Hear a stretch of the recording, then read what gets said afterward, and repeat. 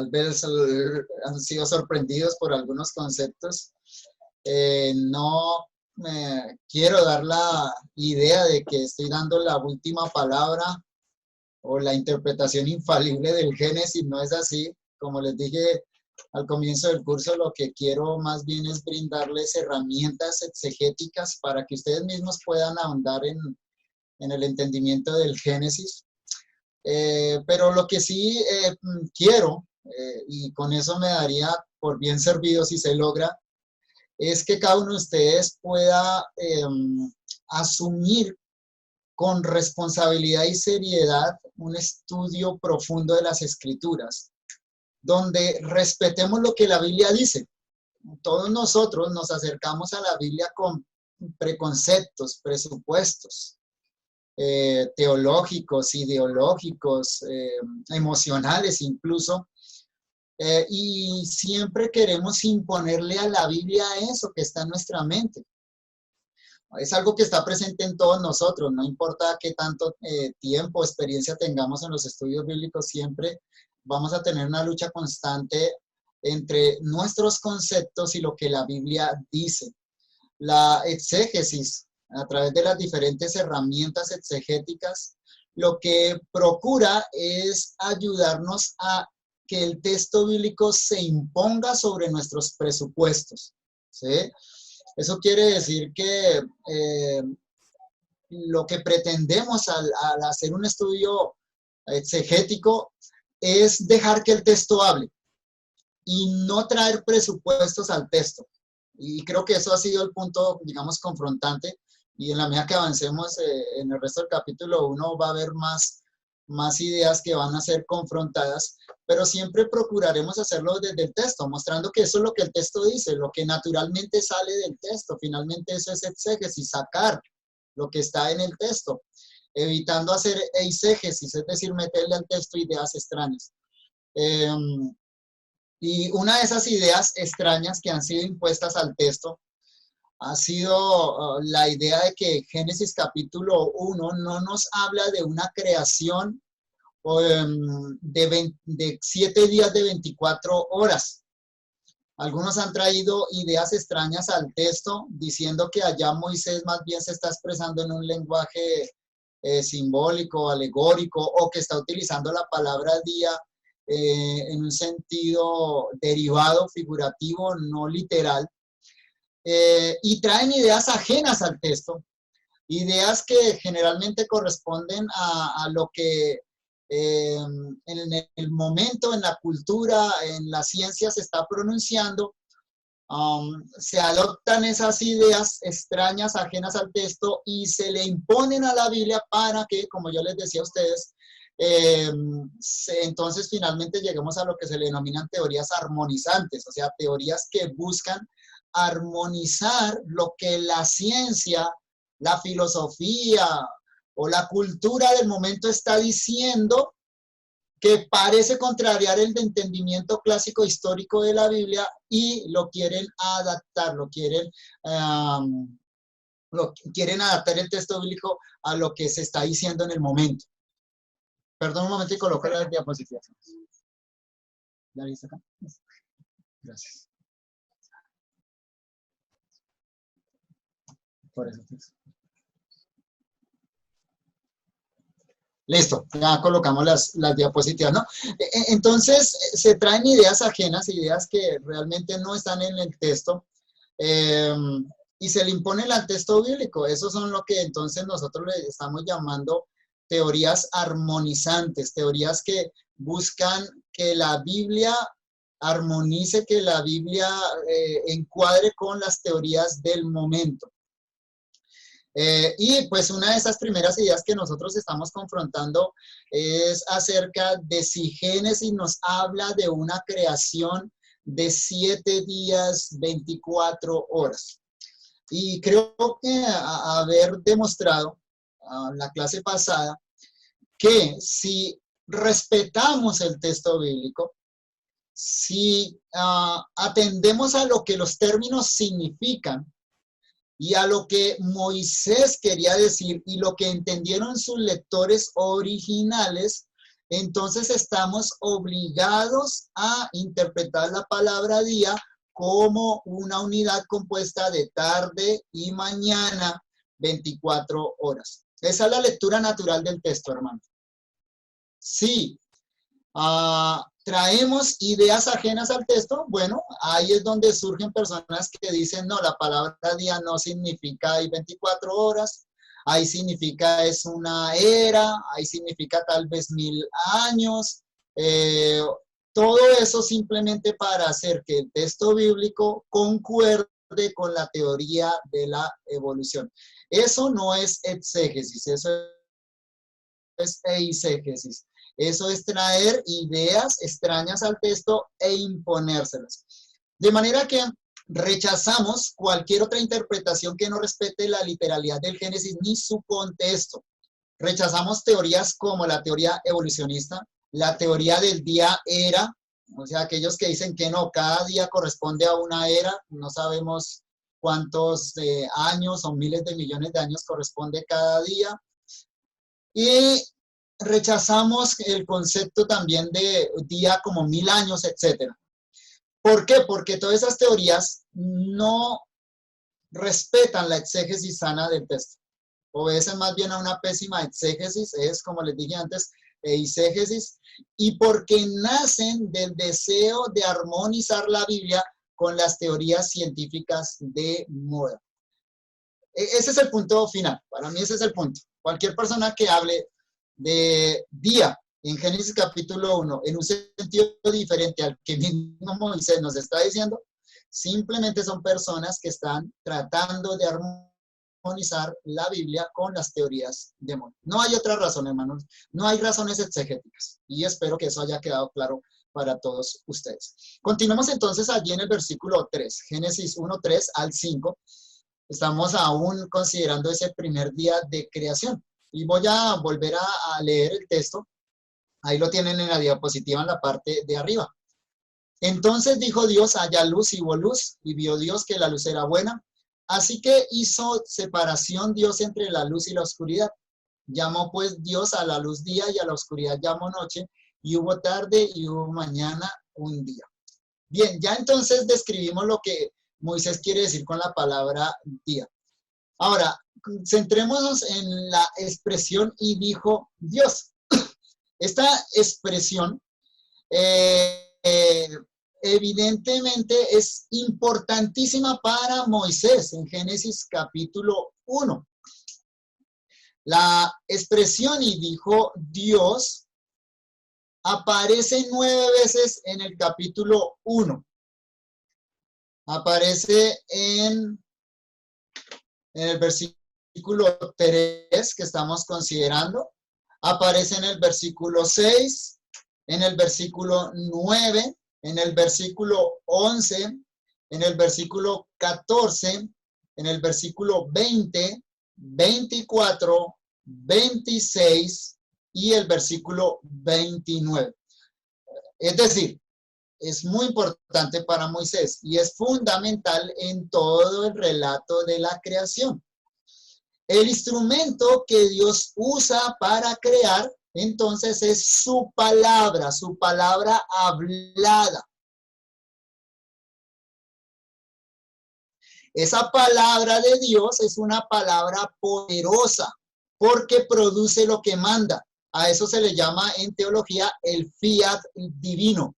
Fiat es una palabra latina que significa mandato, pero con una connotación especial. Fiat en latín significa un mandato que produce lo que ordena. Y eso precisamente es lo que nosotros vemos en Génesis. Si Dios habla, si Dios da una orden, entonces eso trae a existencia lo que Dios mismo está ordenando.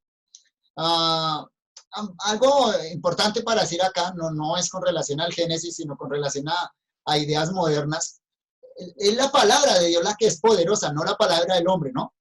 Por ahí hay una idea común dentro de incluso el cristianismo acerca del poder de la palabra hablada, el poder de la palabra del hombre, y le enseñan a las personas a pensar positivo y a declarar positivo. Eso es contrario a la Biblia porque la Biblia nos enseña, tal y como Génesis nos está enseñando, que la única palabra que tiene ese poder de producir lo que manda es la palabra de Dios, no la palabra del hombre. Eso es posible por causa de los atributos divinos. Dios es todopoderoso, ¿sí? Y Él tiene entonces la capacidad de hacer que su palabra produzca lo que manda. Además, este pasaje de Génesis 1 nos enseña que la palabra de Dios es una palabra sabia. Nos revela el atributo de la sabiduría divina. Porque finalmente esta palabra de Dios, cada vez que Dios manda algo en Génesis capítulo 1, cada vez que Moisés nos dice, y dijo Dios, y fue así, finalmente lo que nos está expresando es que el eterno propósito de Dios se está llevando a cabo. En otras palabras, hermanos, Dios no está improvisando. Eso es evidente en Génesis capítulo 1. Dios está creando a través de un orden. Dios está llevando punto a punto la creación a través de un plan definido. No estamos aquí frente a una improvisación.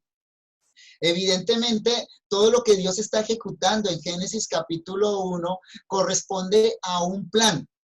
¿Cómo lo podríamos expresar? De una manera antropomórfica, o sea, de una manera como nosotros lo hacemos los hombres. Bueno, Dios primero piensa, luego habla y luego crea.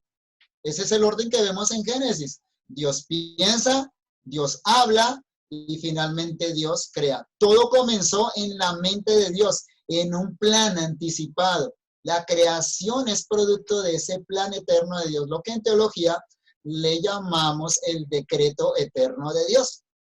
No es que ahora, en este momento, Dios ideó ese plan y está mirando cómo lo va haciendo punto a punto. No, es un plan, es algo que Dios ya había planificado en su eterno decreto. Ahora está ejecutándolo. ¿Cómo lo ejecuta? Por su palabra, y finalmente esa palabra trae la creación y le va dando orden a esa creación. La palabra de Dios, entonces, es el poder de Dios en acción.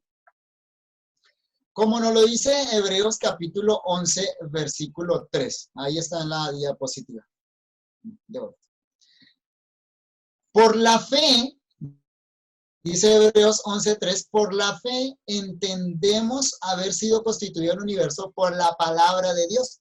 De modo que lo que se ve fue hecho de lo que no se veía. Ahora bien, el acto primero de creación, según el versículo 1, Génesis 1:1, fue una creación de la nada. La expresión teológica es otra expresión latina acá. Se le llama la creación ex nihilo. Una expresión latina, ex nihilo, que significa de la nada. En otras palabras, Génesis 1:1 nos expresa que Dios trajo a existencia todo de lo que no existía, como leímos en Hebreos 11:3. De modo lo que se ve fue hecho de lo que no se veía. En Génesis 1:1 Dios no utilizó material preexistente. ¿Esto qué quiere decir? Que la materia no es eterna. La materia no ha existido siempre. Como vimos en la explicación de Génesis 1:1, uno de los primeros actos creadores de Dios es crear la materia, traer existencia a la materia. Entonces, esa creación de Génesis capítulo 1, versículo 1, es una creación de la nada. Ahora, en el versículo 3, ya no nos está hablando de esa creación de la nada. Versículo 1. Entonces, en Génesis tenemos dos actos creativos. Primero, hay un acto creativo de la nada. Génesis 1:1. Todo, la materia, vino a existir. No existía antes. ¿Qué utilizó Dios para eso? Nada. Dios hizo lo que se ve de lo que no se veía. Y segundo, a partir de Génesis 1:3, vamos a ver un segundo acto creador que implica una ordenación. Ya ese material que Dios creó en Génesis 1:1, ahora Dios empieza a darle un orden, empieza a moldearlo para que resulte finalmente en un cosmos ordenado. La palabra griega cosmos significa algo ordenado, adornado. El mundo empieza con un caos inicial, un caos que era original, como expliqué, ¿sí? Que Dios lo hizo intencionalmente en ese caos, ¿sí? Para luego ordenarlo. Ahora, ese acto que vemos a partir del versículo 3 de ordenación implica varias separaciones. Esa ordenación Dios la va a hacer a través de diferentes actos de separación. ¿Sí? Ahora, algo importante acá en Génesis 1:3. Dios crea la luz. En Génesis 1:3, ¿no? No está claro en el texto, no nos lo dice el texto, si la luz llegó a existir en este momento, lo que parece sugerir el uso del verbo hebreo hayá, sea, ahí traducido sea la luz, y fue la luz. ¿Sí? Esa sería la implicación más natural del texto, que cuando Dios dice sea la luz y fue luz, o como lo tradujimos, haya luz y hubo luz, el verbo hebreo hayá significa traer a existencia, ¿sí? Ese sería el sentido literal del texto. Entonces parecería indicar que este es el momento en que Dios crea la luz, o también el verbo hebreo, en una segunda connotación, simplemente podría significar que este es el momento en que la luz aparece, se hace visible. Ya estaba antes, solo que en ese momento Dios la hace visible. ¿Sí? En todo caso hay que entender que estamos en el primer día de creación. Solo ahí estaríamos pensando en un orden lógico, no tanto cronológico. ¿Sí? Ahora, este segundo sentido, de que la luz no es creada en este momento, sino que más bien se hace ver, o Dios la hace visible, podría sustentarse en lo que dice el versículo 14. Y después vamos a llegar al versículo 14, ¿sí? Para hablar un poco más acerca de este asunto de la luz. El versículo 14 enseña que el sol, la luna y las estrellas en ese momento se constituyen señales de los tiempos. El versículo 14, solo lo digo brevemente, la explicación completa la vamos a hacer cuando lleguemos al versículo 14. Ese versículo 14 parecería implicar que sol, luna y estrellas ya habían sido creados en un día anterior, solo que ahora, en ese momento, en el día cuarto, vienen a ser señales para los días, para las estaciones y para los años, ¿no? Entonces, digamos que no podemos ser absolutamente estrictos en esto. No puedo dar una interpretación absoluta con relación a qué implica acá sea la luz y fue la luz. Repito, puede ser primero, puede significar, en el sentido natural del verbo hayá en hebreo, ser, que en este momento la luz es creada. O en un sentido derivado del mismo verbo, puede ser que en este momento Dios hace visible la luz. Lo que sí es importante notar aquí en Génesis 1, 3 y 4 es que la luz es esencial para la vida. ¿Sí? Que la luz es esencial para la vida. Que no sé, desaparecieron las diapositivas, me parece. No las veo. Perdón un momento. Sí, no. Tienes que ver. Sí, pastor, no se ven las diapositivas. Ya, un momento las vamos a colocar.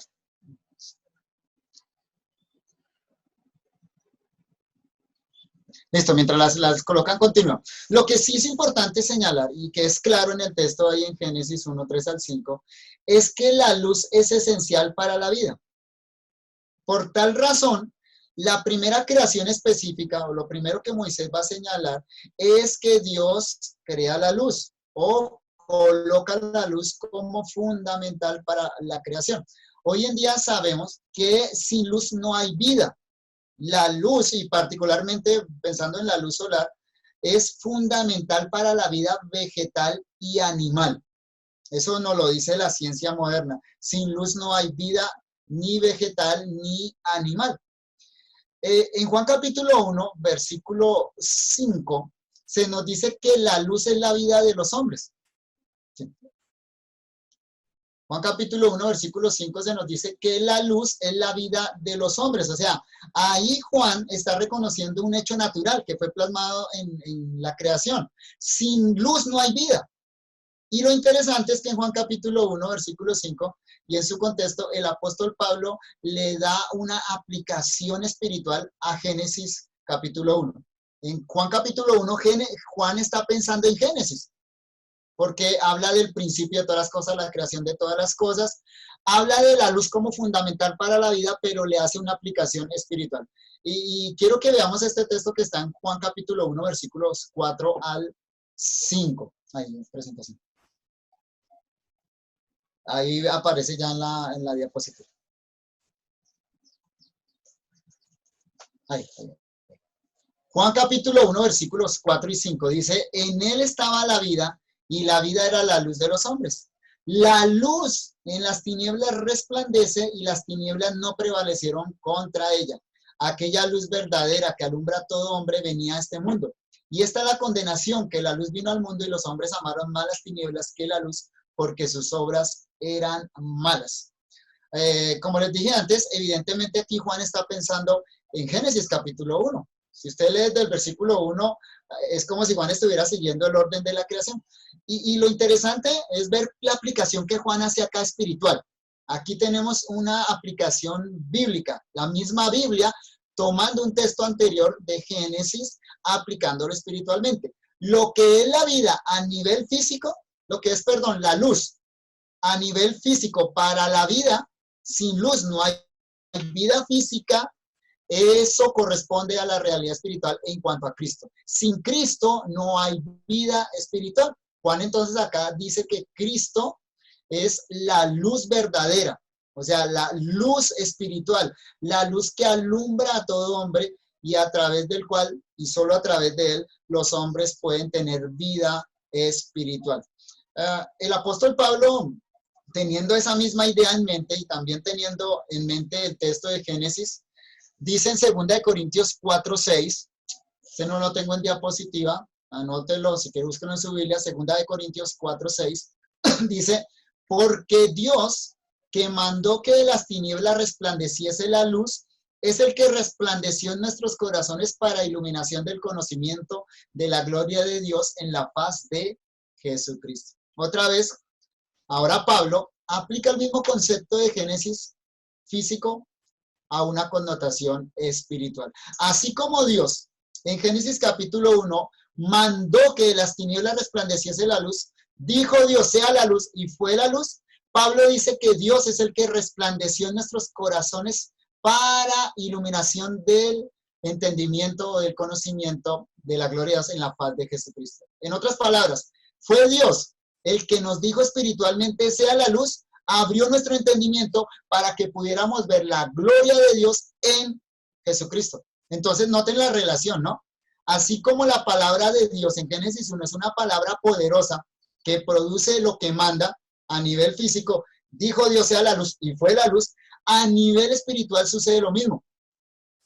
Es Dios el que tiene el poder de darnos vida espiritual, de alumbrarnos espiritualmente para que entonces veamos la gloria de Dios en la faz de Jesucristo y así obtengamos la vida eterna.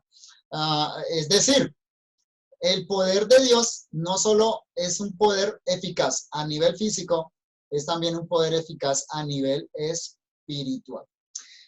Así termina el primer día de la creación, con la separación de la luz y las tinieblas, y entonces, como veíamos, se establece la vida tarde-mañana, a lo que en conjunto Moisés le llama día.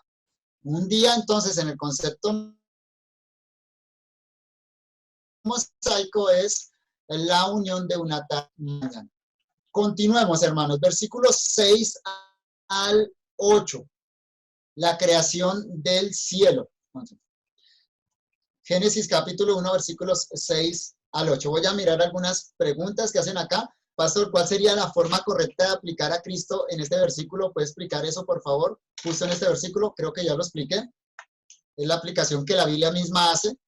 Mucho cuidado, déjenme hacer una aclaración acá.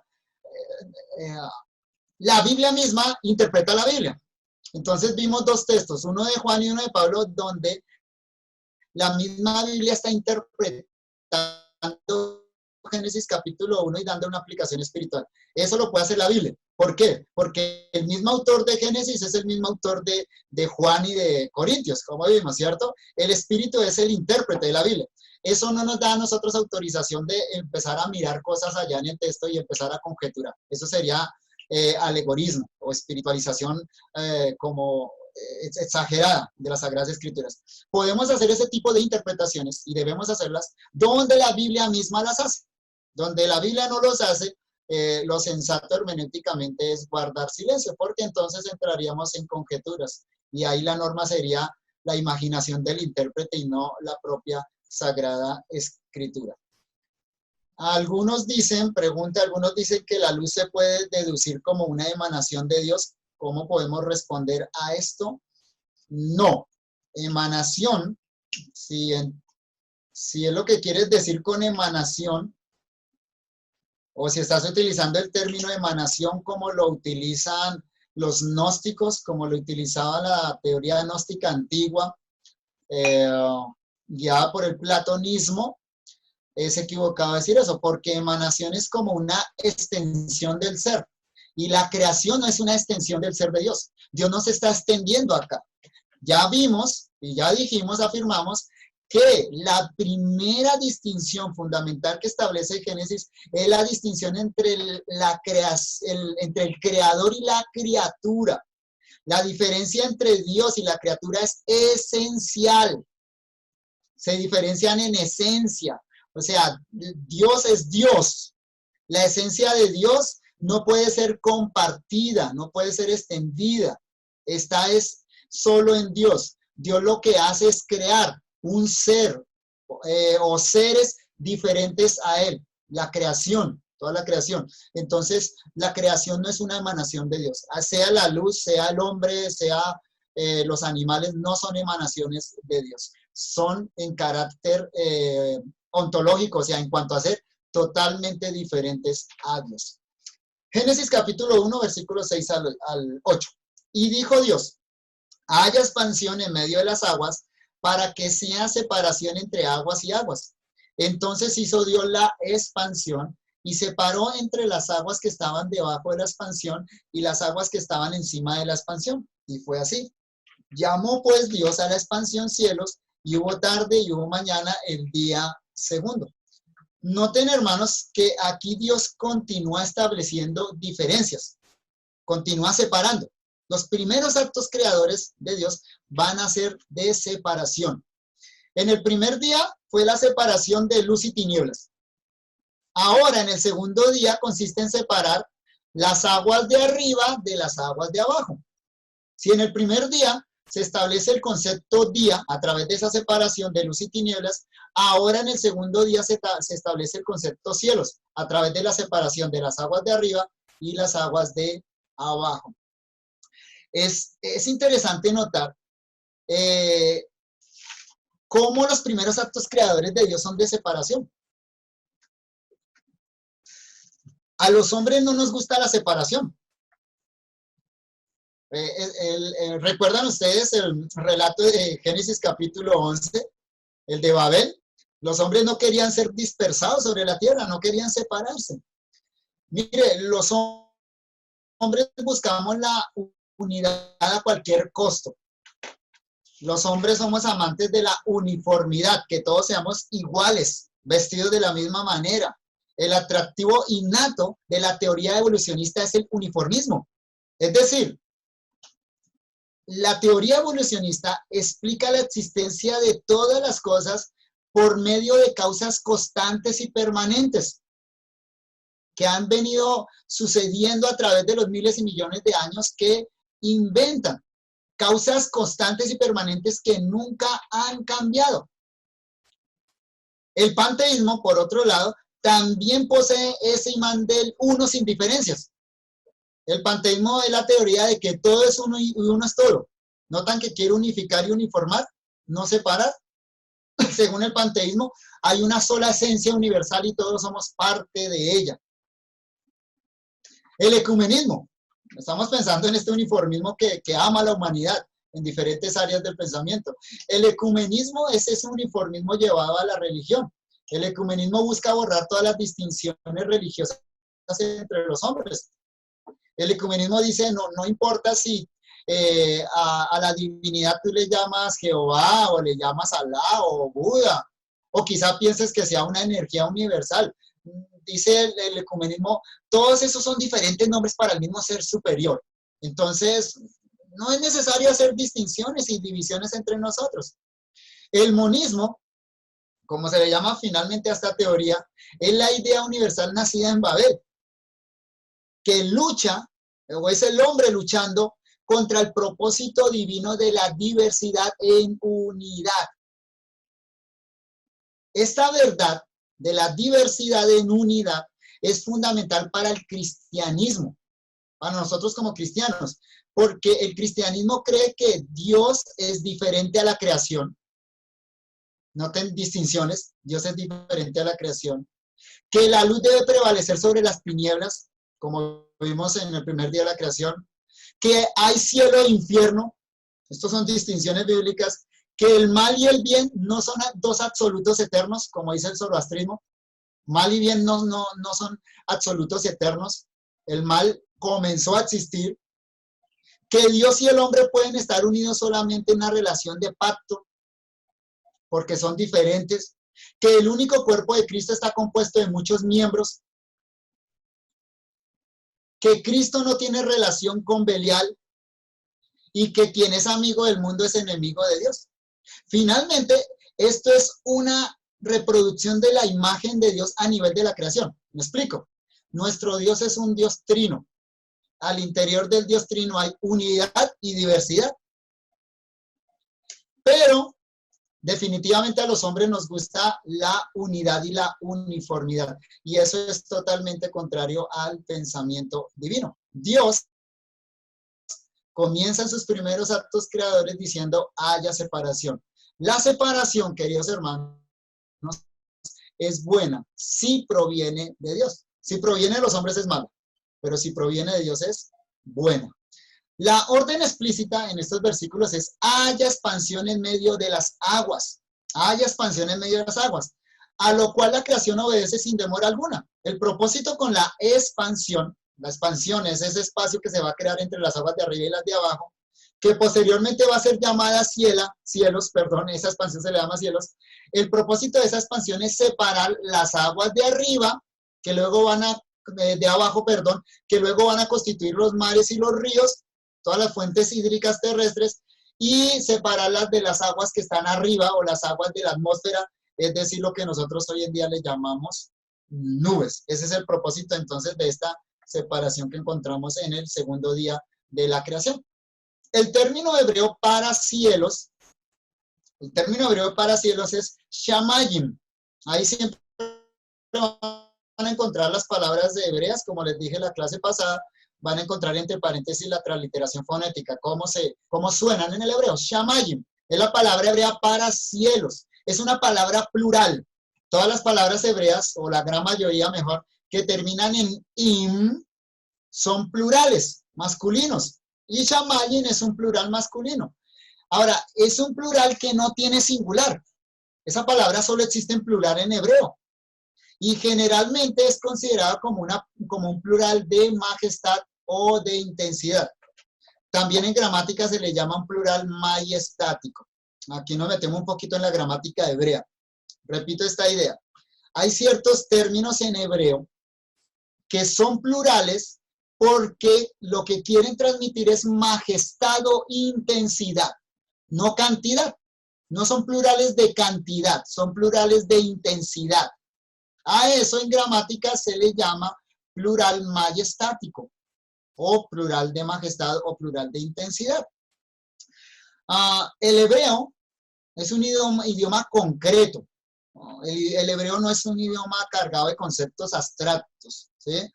De manera que utiliza ciertos recursos morfológicos, o sea, accidentes en las palabras, cambios en las palabras que nos parecen extraños a nosotros, ¿sí? En el caso presente de shamayim, se trata de la formación de un plural, entonces, para indicar algo muy grande.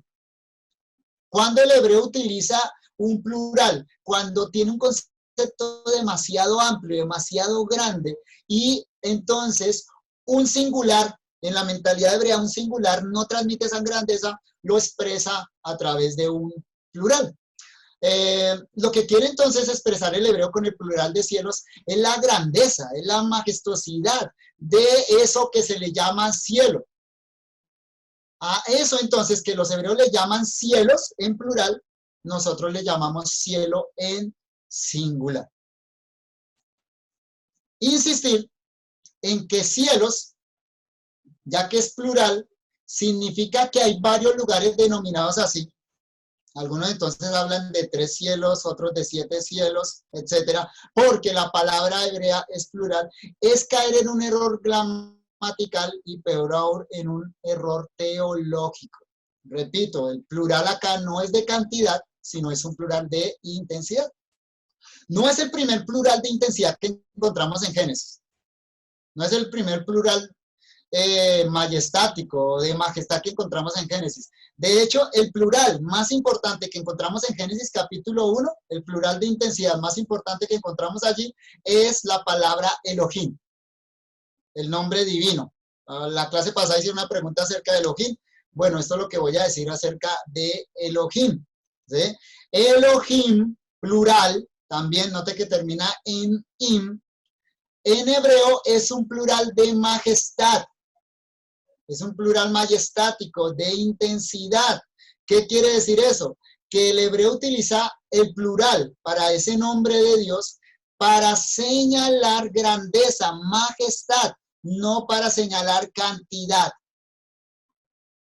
No es para señalar cantidad. Y la forma más clara de verlo es el hecho de que siempre que aparece ese nombre de Dios, Elohim, en Génesis capítulo 1, va acompañado de verbos en singular. Aunque es un nombre plural, un sustantivo plural, los verbos que lo acompañan siempre están en singular, no en plural. Eso claramente señala que desde una perspectiva gramatical, ese plural es de intensidad, no de cantidad. Devolvámonos un poco a Génesis 1:1. En el principio creó Dios. ¿Notan ahí? En el principio creó Dios. El verbo creó está en singular. Muy bien en el español, porque en el hebreo está en español, está en singular. Bará es un verbo singular. Allá en Génesis 1:1. Aunque Elohim, repito, es un nombre, un sustantivo plural, está acompañado de un verbo en singular. O acá mismo en el versículo 6, y dijo Dios, Elohim plural, Dios es Elohim ahí en hebreo, y dijo, el verbo dijo, está en singular. Si hiciéramos una traducción muy literal, como para que entendamos el asunto, si fuéramos muy literales en esto, entonces traduciríamos Génesis 1:1 algo así como, y en el principio Dioses creó. O Génesis 1:6, haríamos una traducción algo así. Y dijo dioses. Pero claro, aún en el español no suena extraño. ¿Por qué? Porque el sustantivo está en plural y el verbo está en singular. Todo eso entonces para afirmar que Elohim es un plural de intensidad en Génesis capítulo 1, no de cantidad, no de cantidad. ¿Sí? Déjenme hacer una explicación ahí un poco más acerca de eso. Algunos dicen que ese Elohim plural señala la Trinidad. Podríamos decir eso si traemos toda la teología del Nuevo Testamento y se la imponemos a Génesis 1:1. Que no creo que sea en sí incorrecto. No creo que sea así incorrecto, porque pues, claro, la revelación es progresiva. La revelación bíblica se va dando poco a poco con mayor luz.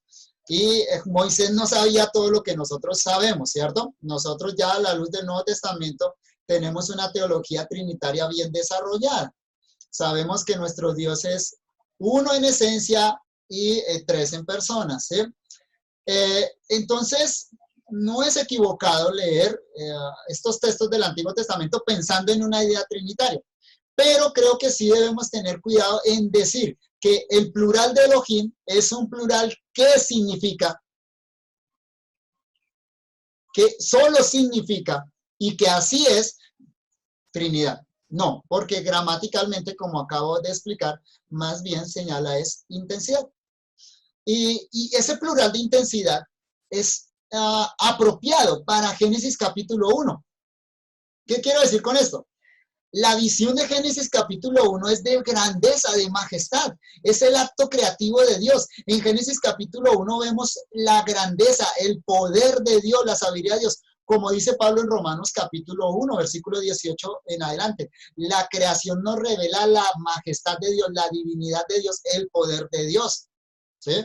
Y en ese sentido, el nombre apropiado, el nombre divino apropiado para el relato de Génesis 1:1 era Elohim, no era Jehová, tampoco Adonai, sino Elohim, porque ese nombre, al ser un plural de majestad, es coherente con la grandeza de todo el relato. De manera que Moisés, guiado por el Espíritu Santo, apropiadamente utiliza un plural de majestad acá para todo el acto creador.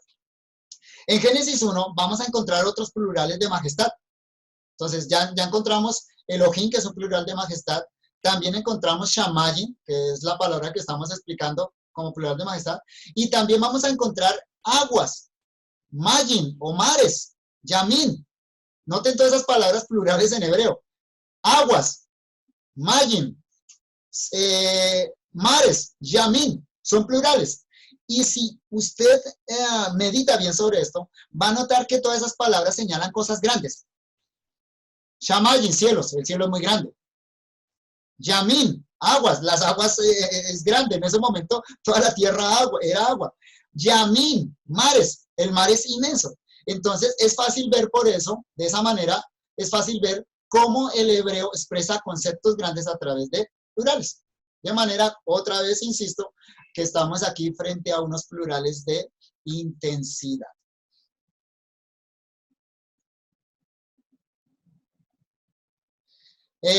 Una palabra final con respecto a la expresión día segundo, aquí en Génesis capítulo 1, versículos 6 al 8. Aquí aparece el ordinal hebreo. Ahora sí aparece el ordinal. Recuerden lo que dije antes. Cuando Moisés dice fue el día primero, literalmente en hebreo dice y fue un día. La palabra ejada ya uno no es ordinal sino cardinal. Por eso la tradujimos nosotros como un, señalando un concepto, día. Ahora, aquí sí aparece el ordinal hebreo. Le repito algo que dije en la clase pasada. Los números ordinales, en cualquier idioma, son los que se utilizan para ordenar. Por eso se llaman ordinales, para hablar de secuencias ordenadas. Entonces, los números ordinales en español son primero, segundo, tercero. Vamos dando un orden, ¿cierto? Aquí en el segundo día, Moisés utiliza el ordinal hebreo, Sheni. Entonces, aquí sí es apropiado traducirlo segundo y no dos. No podríamos traducir acá como día 2, sino más bien día segundo. Porque Moisés ya entonces nos está estableciendo un orden que va a terminar en el número 7, en el día que se le llama Shabbat. Claro, como ya Moisés estableció la unidad de medida en el versículo 5, ya nos dijo que día en todo el pasaje significa tarde y mañana, significa 24 horas. Ahora sí el autor comienza a contar los días como unidades sucesivas que hacen parte de un todo. ¿Cuál es ese todo? Que Moisés nos va a enseñar a lo largo de todo el relato. La semana. El relato de la creación está encuadrado en el concepto semana. Eso es claro en todo el relato, ¿sí? Primero, porque ahora Moisés empieza a utilizar el ordinal y así lo va a hacer en los otros días. Pero segundo, porque esa secuencia completa tiene 7 componentes, como la semana judía, como nuestra semana. Pero además porque esa semana termina con el día Shabbat, con el día de reposo. Y esto otra vez nos transporta a los lectores originales de Moisés. ¿Quiénes fueron sus lectores originales? Fueron judíos, fueron hebreos. ¿Cómo leían esto los hebreos? Inevitablemente, hermanos, ellos lo leían bajo el concepto de semana. Y la semana está compuesta por 7 días. Basta tener en mente el cuarto mandamiento. 6 días trabajarás, pero el séptimo es reposo para Jehová tu Dios. Un judío, un hebreo, lee este pasaje de Génesis capítulo 1 así, de esa manera, bajo el concepto semana. Otra vez, eso refuerza el hecho que ya afirmamos que Moisés se está refiriendo acá a día comunidad de 24 horas. Y además, entonces ya nos está dando otro concepto, el concepto de semana. La semana está compuesta por 7 días de 24 horas. Y es como que el autor divino, o sea, el Espíritu Santo, preveyera la necesidad de los hombres, ¿no? La manera como los hombres vamos a tener siempre la tendencia de imponer nuestras ideas al texto bíblico. Y otra vez reafirma, vuelve y lo dice, como si tuviéramos alguna duda, dice que ese segundo día está compuesto de tarde y mañana. Otra vez. Y eso lo va a repetir en cada día. Tenemos que ser muy obstinados, de verdad. Muy obstinados para imponerle a Génesis un concepto que no está allí.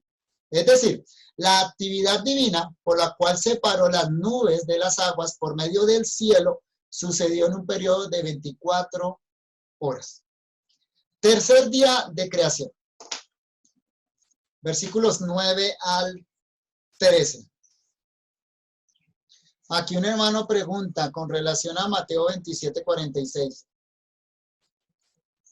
Cuando en la cruz Cristo clama Eloí, Eloí, podría referirse a un singular. Allá utiliza el singular, pero es arameo, no hebreo.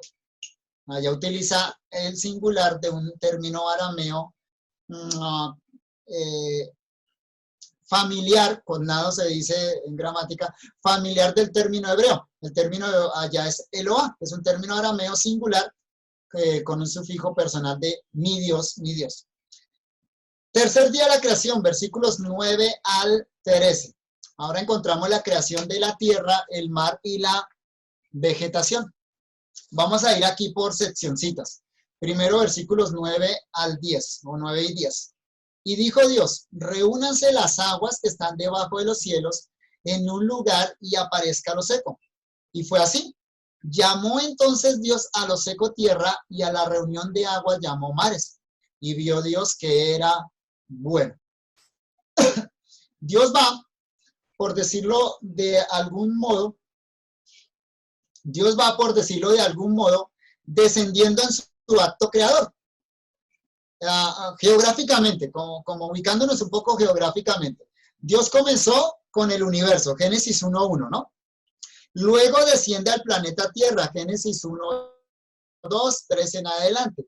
Luego descendió al cielo, creó la expansión a la cual llamó cielo, y ahora en estos versículos baja a la tierra en su acto creador. Y noten entonces que aquí el término tierra se refiere al suelo, a lo que nosotros le llamamos suelo, lo que se pisa. Todo nos presenta una creación directa. En otras palabras, Dios está involucrado en y con su creación. ¿Sí? No solo es un Dios trascendente, que está fuera de la creación, sino que aquí vemos a un Dios inmanente, un Dios dentro de la creación, obrando en la creación. Según 1:2, recuerden Génesis 1:2, ese acto inmanente, ese acto de creador en y con la creación, dentro de la creación, lo está realizando el Espíritu de Dios. Dios no crea por procesos, cualesquiera que sean esos nombres. Eso es claro en estos textos que estamos leyendo. Entonces, Dios no crea por procesos, sea que a esos procesos le llamemos evolución, teísmo evolucionista, eras o épocas. Si nos atenemos a lo que el texto dice, a la literalidad del Génesis, entonces Dios está creando a través de actos directos, no a través de procesos. La expresión "y fue así" significa que la creación obedece a un plan o plano que Dios tenía en su mente, como ya lo dijimos anteriormente, y lo ejecuta por medio de su palabra. Tal como Dios había, así está resultando, paso a paso. Nada se sale del control de Dios. Todo sale como Dios quiere, como Dios había planeado. Siendo así, entonces, la declaración "y vio Dios que era bueno" es muy pertinente. Esa expresión, vio Dios que todo era bueno, significa que todo fue bueno en sentido físico, pero también en sentido moral. Y además señala que el plan eterno de Dios está resultando como Él lo había planeado. El decreto de Dios ahora se está volviendo una realidad histórica. Nada de lo que Dios planeó falla. Todo lo que Él planeó está sucediendo al pie de la letra. Muchos siglos después, milenios después, encontramos una declaración en la Biblia parecida acerca de Jesucristo. En Marcos capítulo 7, versículo 37. Ahí está en la diapositiva. Y en gran manera se maravillaban diciendo, bien lo ha hecho todo. Hace a los sordos oír y a los mudos hablar. Es como un eco. ¿Notan que es como un eco? Como un eco de esas palabras del Génesis. Aquí el Espíritu Santo, guiando al escritor, a Marcos, lo lleva a que en esta expresión recoja un eco de Génesis. Lo mismo que se afirma en Génesis 1:1 del acto creador de Dios. Todo lo que hizo Dios era bueno. Ahora se afirma con respecto al Hijo de Dios, con respecto a Jesucristo. Todo lo que Él hace es bueno. Todo lo ha hecho bien. Ahora, en nuestro texto, volviendo a Génesis, el centro de atención pasa al suelo terrestre, como les dije anteriormente. En este momento, ese suelo terrestre, lo que nosotros le llamamos la tierra, ¿sí? El suelo, se encontraba cubierto de agua. La tierra, bueno, había separado Dios, ya había creado el cielo, pero la parte de abajo era toda agua. ¿Qué hace Dios entonces en este momento? Dios va a dividir, otra separación, ¿notan? Va a separar las aguas de lo seco. Entonces Dios ordena que las aguas se reúnan en un solo lugar. Es la palabra poderosa de Dios, ¿notan? Para que como resultado, se reúnen las aguas, como resultado emerja o aparezca lo seco. Ese acto divino es tan poderoso, que constantemente va a ser recordado en el Antiguo Testamento. Constantemente va a ser recordado en el Antiguo Testamento como el punto más alto del poder de Dios sobre la creación. Usted puede mirar en su casa, no lo vamos a mirar acá, textos como Job 26:10, Job 26:10, Job 38, 8 al 11, Job 38, 8 al 11, Salmo 33, 7, Salmo 33, 7 y Jeremías 5, 22. En todos estos textos se menciona la separación de los mares como el acto más grande de la creación en Génesis 1. Siempre el Antiguo Testamento lo va a recordar, ¿sí? Sobre todo los textos de Job son muy dicientes, porque muestran cómo Dios refrenó el mar, cómo Dios contuvo el mar, cómo lo empujó hacia atrás y lo mantiene allá, con excepción del juicio diluviano, cuando Dios quitó esas, entre comillas, esas amarras del mar, y el mar volvió a salir de esos contenedores y inundó toda la tierra, con excepción del juicio diluviano. Esos textos siempre afirman que ese acto creador de Dios, por el cual Dios empujó las aguas y las dejó en un lugar, no solo es un acto creador, sino también es un acto preservador de Dios. O sea, Dios no solo crea los mares y la tierra, sino que además constantemente permanece el mar allá, en ese lugar. Es el poder de Dios. Y a eso se le llama el acto preservador de Dios o la providencia divina. Es decir, aquí otra vez hay un acto de organización y división, más que un acto de creación. Dios no crea el agua, no crea los continentes, no crea la tierra seca, simplemente está separando. Usando el lenguaje científico moderno, lo que aquí sucedió fue que los continentes emergieron. Eso es lo que entonces está diciendo el texto de Génesis. Dios reúne las aguas y como producto de ese acto poderoso de Dios, los continentes se hacen visibles o emergen. Dios le llama a lo seco tierra. La palabra tierra es la misma palabra para referirse al planeta, en el versículo 2, la palabra hebrea erex, y a la reunión de aguas Dios le llama mares, en hebreo yamim, y esa palabra otra vez es un plural, yamim, termina en im, plural masculino. Y como ya hicimos notar, entonces, es un plural de majestad, un plural majestático. Por lo tanto, debemos entenderlo como referido al mar. Al mar. Cuando lee Génesis en una traducción muy literal, y eso es bueno, como Reina Valera, pues esos plurales aparecen traducidos en plural. Por eso ahí en Reina Valera encontramos cielos, aguas, mares. Pero es importante entender desde una perspectiva gramatical hebrea, desde una concepción hebrea, que esos plurales no son de cantidad, sino de majestad, de grandeza. Les recuerdo, hermanos, que pueden ir haciendo preguntas en el chat para que al final no tengamos muchas preguntas para responder. Podemos ir respondiendo a medida que vayamos avanzando. Preguntas que tengan que ver con lo que estamos desarrollando en la clase. El agua, como la luz, es otro elemento esencial para la vida. O sea, en el primer día de creación, Dios establece la luz. Sin la luz no hay vida. Ahora, en este tercer día de la creación, Dios establece el agua. La coloca en un solo lugar en la tierra. Y entonces, si juntamos luz y agua, tenemos los dos elementos fundamentales para la vida. Por lo tanto, lo que hasta aquí Moisés nos ha narrado es preparatorio para el verdadero propósito de Dios. ¿Cuál es ese verdadero propósito de Dios? Va a ser crear vida. Seres que existen y se mueven. Seres que no solo reflejan el poder y la sabiduría de Dios, como son la creación inanimada, cielos, tierra, luz, oscuridad, mar, etcétera, sino también seres que revelan el carácter del Dios viviente, un Dios que tiene vida, que tiene existencia. ¿Cuáles son esos seres? Bueno, los seres que nosotros llamamos seres vivientes, o Génesis le va a llamar así, la vegetación, los animales y finalmente el hombre. Vayamos ahora entonces a Génesis 1, versículos 11 al 13. Seguimos en el tercer día de la creación. Estamos mirándola por secciones. Leo versículos 11 al 13. Entonces dijo Dios, produzca la tierra vegetación, plantas que produzcan fruto, árbol frutal que dé fruto según su especie, cuya semilla está en él sobre la tierra. Y fue así.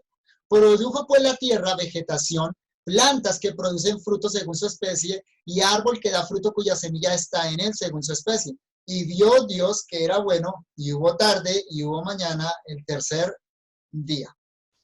La expresión produzca la tierra, y luego produjo pues la tierra, significa, primero, que el plan de Dios sigue en desarrollo tal y como Él lo ideó. Se está ejecutando el plan de Dios etapa por etapa y así sucede. Segundo, significa que la creación obedece a su creador. Aún las cosas inanimadas, aún los seres no racionales. Los cielos obedecen a Dios, los mares obedecen a Dios. Ahora vemos que las plantas obedecen a Dios. Toda la creación se sujeta a su creador. Y tercero, Dios puso por su mandato en la criatura la capacidad de producir aquello que Él demanda. Ya dijimos que el fiat divino significa que lo que Dios ordena, eso sucede. El mandato de Dios lleva en sí mismo el poder de producir lo que manda. Pero además en este texto aparece algo claro y más extendido con relación a esto. Y es que Dios le dice a la vegetación, produzca la tierra, y entonces la tierra produce. ¿Eso qué quiere decir? Que Dios le da un mandato a la tierra, pero al darle ese mandato, Dios a la misma tierra le da la capacidad de producir eso que Dios demanda. Aquí entonces el acto creador es indirecto. Ya pasamos ahora, es un acto indirecto. Es decir, Dios no crea la vegetación. Él no lo hace directamente, no es Dios con sus manos creando la creación o con el fiat divino como vimos antes, sino que es Dios creando la vegetación indirectamente. Es la tierra la que produce la vegetación. Dice Dios, produzca la tierra y la tierra produce. Eso es un acto creador indirecto. Y así va a ser con el resto de los seres vivos a excepción del hombre. El resto del capítulo 1 va a mostrar que todos los seres vivos son creados indirectamente, y esto es intencional. Es para mostrar la peculiaridad, lo excepcional del ser humano, porque todo, ahorita aves, seres terrestres, seres marinos, todos van a ser creados indirectamente, pero cuando llega el hombre, según Génesis capítulo 2, hay de nuevo un acto directo de Dios. Dios otra vez involucrado de una manera directa. De acuerdo a la narración de Génesis 2, Dios va a crear al hombre con sus propias manos. Evidentemente, manos de Dios ahí es antropomórfico, pero significa que Dios se involucra directamente con la creación del hombre. Tal y como han reconocido las ciencias modernas, aquí Génesis nos enseña la unidad esencial que hay entre la tierra, el suelo y los seres vivos. Eso lo dice la ciencia moderna, ¿no? Que con los seres terrestres tienen los componentes que encontramos en el suelo. Entonces, aquí hay una coincidencia entre el dato que nos da Génesis y los datos que la ciencia ha afirmado. Pero a diferencia de la ciencia moderna, Génesis nos enseña que la tierra produjo la vida en un solo día y no en un largo periodo de tiempo. Entonces, sí hay coincidencia con la ciencia, pero hay diferencia. Y la diferencia es sustancial. Sustancial. Dios dice, produzca la tierra, árboles, hierba, etcétera, y la tierra produce eso en un día.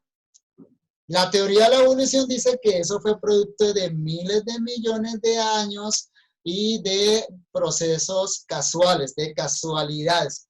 Para que la teoría de la evolución se sostenga, requiere de dos factores.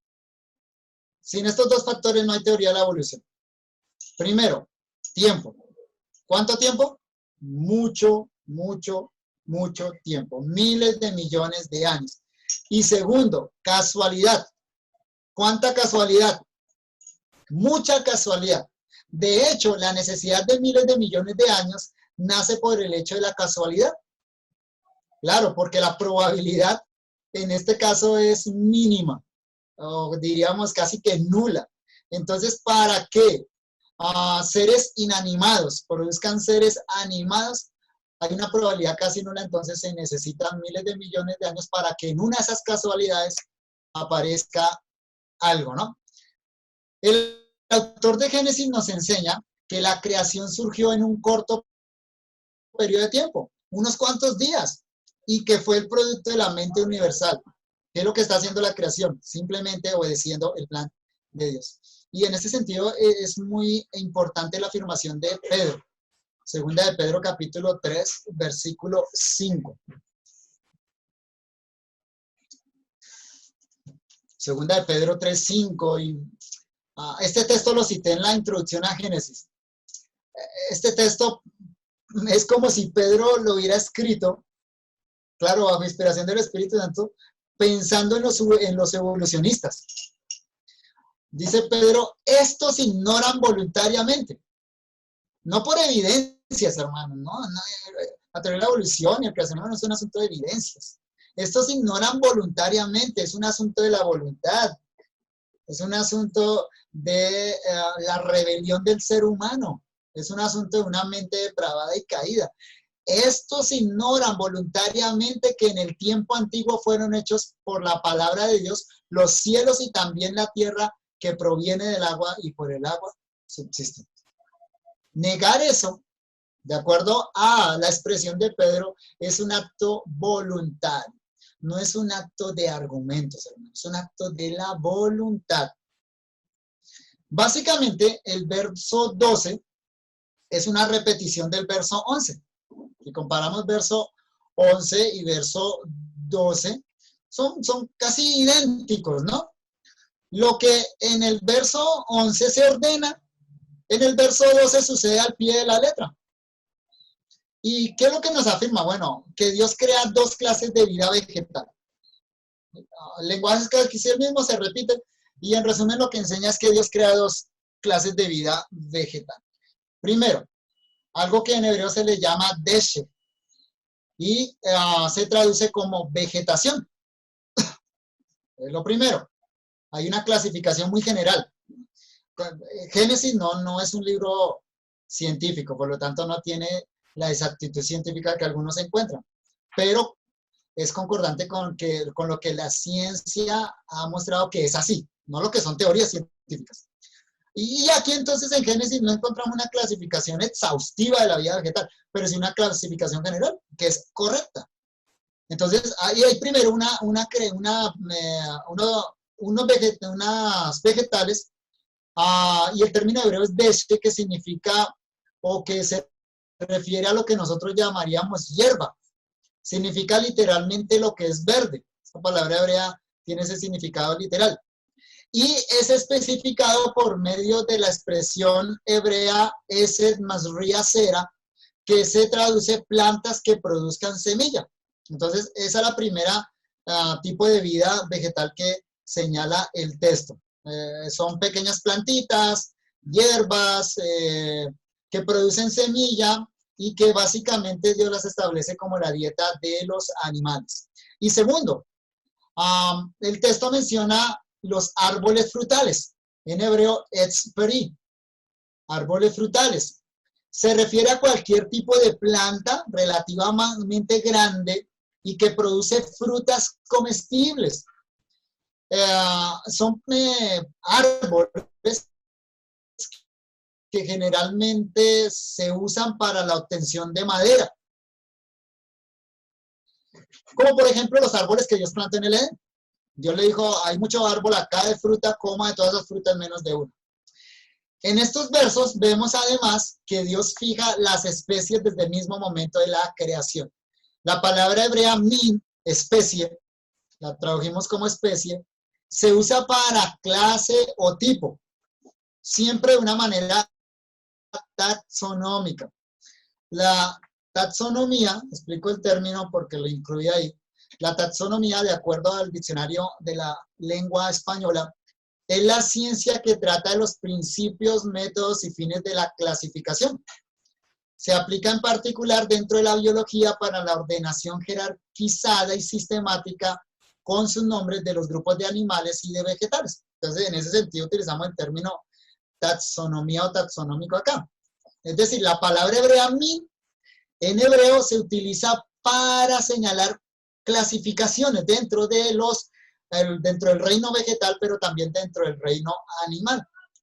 Lo que queremos decir es que Dios crea especies fijas, porque ahí Dios crea especies y le da a cada especie la capacidad de reproducir según su especie. Dios crea entonces especies fijas, lo cual no deja espacio para la supuesta evolución de las especies, pero sí para la diversidad al interior de estas. ¿De acuerdo entonces al concepto de Génesis? ¿Es posible saltos entre especies? No. ¿Es posible cambios dentro de una especie? Claro que sí.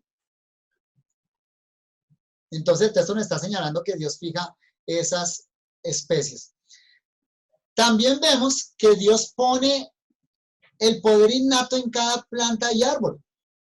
El texto dice cuya semilla está en él, para que extienda su especie en lo que así se llama semilla, aquí se llama semilla y simiente. Dios garantiza entonces así la extensión de la vida vegetal en todo el planeta para todas las edades. Ese es un acto de la providencia divina. ¿Cómo? Entonces Dios crea los vegetales, pero a cada vegetal le da la capacidad de reproducirse según su especie, a través de las semillas. Eso es un acto, repito, entonces de la providencia divina. Dios no solo creó, sino que colocó la capacidad para que eso continúe a lo largo de todas las edades. Como lo expresa nuestro Señor Jesucristo en Mateo capítulo 6, versículos 28 al 30. Dice Jesús, y por el vestido, ¿por qué os afanáis? Considerad los lirios del campo, cómo crecen, no trabajan ni hilan. Pero os digo que ni aun Salomón con toda su gloria se vistió así como uno de ellos. Y si la hierba del campo, que hoy es y mañana se echa en el horno, Dios la viste así, ¿no hará mucho más a vosotros, hombres de poca fe? Qué bonita aplicación que hace Jesús de esto que estamos viendo en Génesis, ¿no? Si Dios no solo es creador, sino también es providente, si Dios no solo crea, sino también preserva su creación, lo hace con los vegetales, a través de los miles de años que tiene nuestra creación, nunca ha dejado de existir la vida vegetal, a pesar de la voracidad del hombre.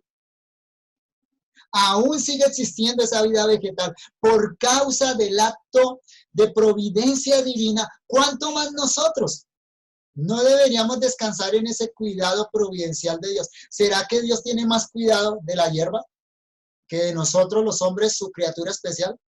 La respuesta de Jesús, o lo que Él espera que respondamos, es: definitivamente Dios tiene más cuidado de nosotros, porque somos los que fuimos creados a imagen y semejanza de Dios. Son palabras hermosísimas, una aplicación muy bonita y muy pertinente para nuestros días de Génesis capítulo 1. Hermanos, la creación está al cuidado de Dios. Todo, aún lo que está sucediendo con el coronavirus, está bajo ese acto creador y preservador de Dios. Marcos capítulo 4, versículo 28, dice que Dios puso en la semilla el poder para reproducirse. La semilla, dice el texto literalmente, de suyo produce. Ese es el Dios que nosotros tenemos, en ese Dios podemos confiar. La creación vegetal ocurrió en el tercer día. La tierra ahora estaba lista para la llegada de la vida animal, pero antes de crear la vida animal, es necesario otro acto creador de Dios, que va a ser señalado en el cuarto día. En este punto particular, termina la lectura ritual judía, el primer Shabbat del año. Recuerden que cuando di la introducción a Génesis les dije que los judíos dividen el Pentateuco de tal manera que se lee en todo el año, los días sábados, en el Shabbat judío. Y aquí entonces, en este momento encontramos una primera división. Hasta aquí, entonces, hasta el versículo 13, un judío se levanta en la sinagoga el primer Shabbat del año y lee Génesis 1 al 13. Acaba de leer, si estuviéramos en una sinagoga judía, entonces hoy, en ese primer Shabbat del año, habríamos leído cómo Dios creó toda la creación no animal, la creación mineral y vegetal, y en un relato con una precisión científica, no con los detalles que quiere encontrar el científico, pero indudablemente con precisión científica. Aquí hay algunas preguntas. No hay Roberto, estamos conectados, Roberto. Sí, ya aquí paramos y vamos a ir con preguntas. A ver, alguien dice: entonces, Dios creó una especie de árbol, por ejemplo, con toda la carga genética para que su reproducción sea con todos los derivados que conocemos de tal especie. Sí, creo que es lo que Génesis nos está diciendo. Y eso es coherente con lo que...